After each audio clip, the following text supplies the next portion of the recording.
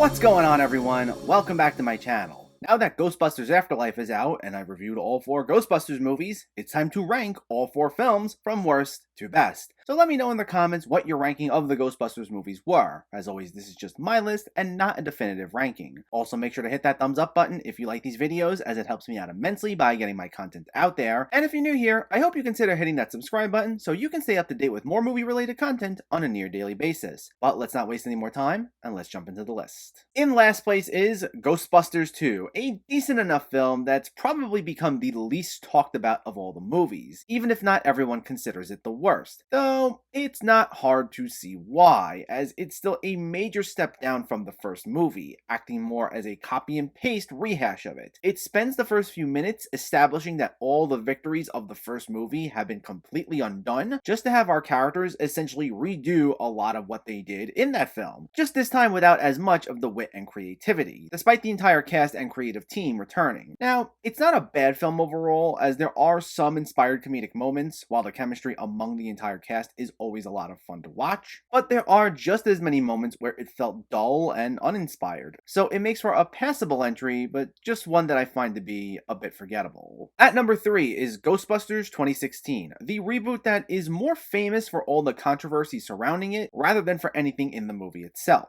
Despite the sheer amount of hatred it got from people who just wanted to hate the movie before even seeing it, it's actually not that bad, even if nothing spectacular. It definitely feels like it throws a lot out there for the sake of an extended gag, and it does suffer from some tonal inconsistencies. However, there are just as many of these gags that do work, with the chemistry among our cast being one of its strongest points, similar to how it was for the original team. On top of that, despite the film looking to do something a bit different outside of the main continuity, it does find ways to pay loving tribute to the original film, especially with some fun enough cameos from most of the original cast members, so the positives outweigh the negatives, leading to a fun enough, if uneven, time. At number 2 is Ghostbusters Afterlife, the latest film that serves as the long-awaited sequel to the original 2 films, and it is without a doubt one that is worth the wait. It plays heavily into the audience's nostalgia of those original films, with plenty of Easter eggs, references, and callbacks to them, all done in the style of a Steven Spielberg 80s adventure movie. Now, that reliance on nostalgia has come a bit under criticism from some who felt the film was too reliant on them, but the thing is, the fan service doesn't feel like it's constantly shoehorned in for the sake of a cheap gag. There's still an emotional core driving the film forward, with a compelling story that does something a little different while honoring the legacy of the original film, and especially the late Harold Ramis. The cast is all wonderful here, with McKenna Grace and Paul Rudd being the 2 big standouts, while its mix of CGI and practical effects make for some fun, exciting, action-packed sequences. It's a film that knows how to do nostalgia right, and is one of the rare sequels released decades after the original to properly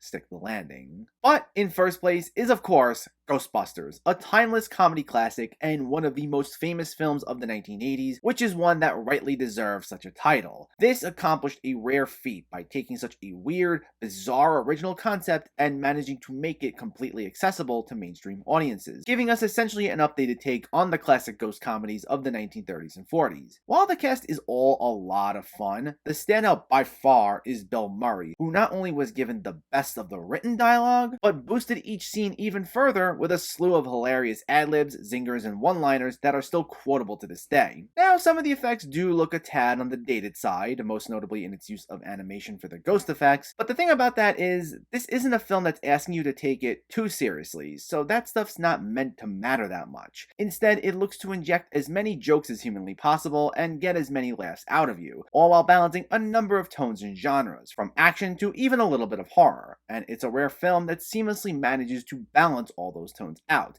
allowing us to have a big old smile on our faces from start to finish. It's a unique comedy that stands the test of time, and it makes for my number 1 favorite of the Ghostbusters movies.